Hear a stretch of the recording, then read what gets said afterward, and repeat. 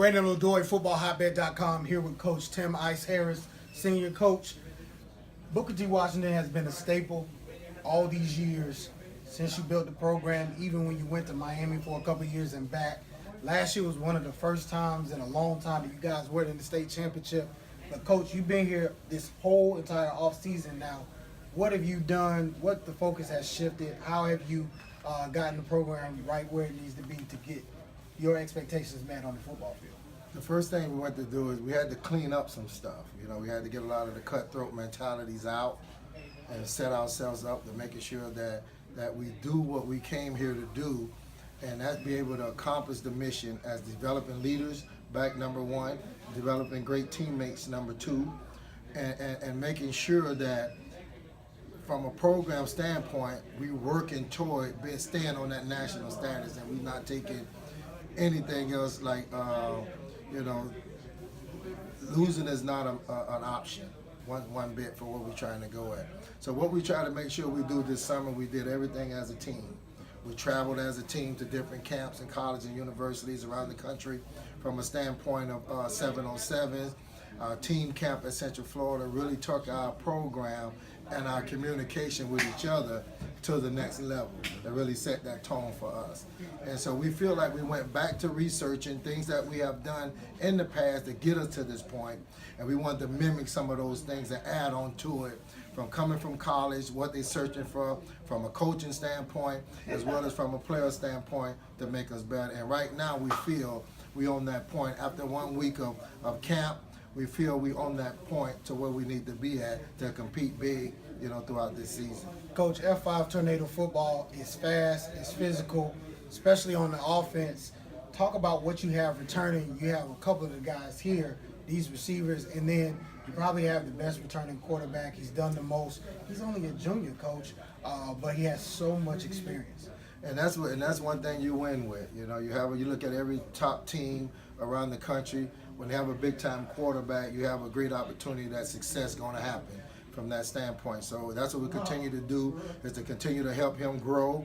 And he's been doing a great job, doing his research, doing a great job studying during the off season. He never taking a break in terms of getting his training in, and as well, and that rubs off to him being that leader and more experienced now, that he's getting his team to be able to respond like that as well. So that's the leader we talk about in accomplish the mission, and now he's creating a great teammates. And our senior class has really stepped up to the plate this year after learning last year like some things that happen that don't work. So that's developing us as well with the leadership, of this football team. And he's the top leader that's going to make us go. You're widely considered as one of the best coaches, not only in the South Florida area, the state of Florida, and even the nation. But you have had a coaching tree of guys who've gone off, and now sometimes these are guys that you have to compete against. You have guys that have gotten head coaching jobs, Coach Hippolyte, Coach Sonatas, other coaches under your tenure. How have you developed new coaches, brought new guys in? You've lost even some other guys. How have you kept that continuity with your coaching staff and been able to continue to do what you like to do? I think it's so important. It's just the ability to lead myself, understanding that everybody who coach under me, I'm not the type of a head coach that don't allow you to grow. My job is to develop them like I want to develop the student athletes. I want to develop the coaches around me who want to move forward into this business. They want to move forward, we're going to give them an opportunity to do that through how hard they work. We don't hand out coordinator job to guys just because you want one. If you got the work to be able to show that you qualified to be able to live up to the standards and the responsibility that goes with this program to be able to be a coordinator on our program for this program. So that's what we feel good about. And so we now to make sure that everybody grows, everybody got responsibilities and duties as assistant coaches to put themselves in position to grow. It has to happen. That's the only way the players are going to grow, if the coaches is growing. So if the coaches grow, our players grow, and then the program continue to lift to where we have to go at. And as we're doing now, we have a lot of guys that have been in our program that's young, that we give them opportunities to grow, and they all have done a great job being able to lead top programs around the country. And we feel good about that here in South Florida. We have some more on the way that's going to be in positions on this staff now that's doing a great job coordinating, our offense and defense. And there's going to be some more hires going on around here. Well, Coach, for now, the staff is intact. F5, Coach Harris. Listen, Coach, You know, we're looking forward to seeing you guys make a state run once again. Lastly, before we let you go, in this situation with 4A, you know, Coco did kind of get a championship last year. They all of a sudden feel real good about themselves. You can't focus on them yet because now you got some other guys here locally. Help us to understand, because everybody hadn't played at a high level, coached at a high level like you. What's the biggest key component to a state championship team that no matter who the Jimmies and Joes are, you got to have that? You got to have the consistency of being organized in terms of how you train your kids.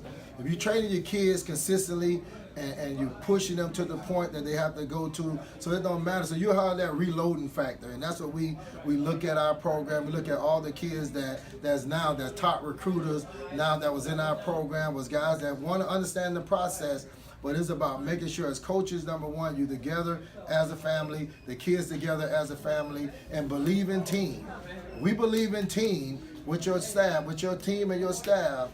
You have an opportunity to be able to be playing in the big games at the end of the year. But I do think Coco should feel good about, you know, we was in that position that they was in last year, playing against Armwood, beating you for 4 and 5 years in a row, and then we finally had an opportunity to beat them and change our whole program.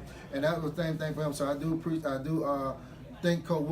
feel good for Coach Wilkerson and his staff, because they hung in there and they was able to do what they have to do to win the state title. So I do take my hat off to Coach Wilkerson as well. Hats off to them. Hats off to you, Coach. Truly a legend, still coaching, still doing his thing down in Overtown. Coach, we appreciate the time. For Coach Harris, Brandon O'Doy, signing off Miami Dolphins Media Day. It's a hotbed world. It's a hotbed world, baby.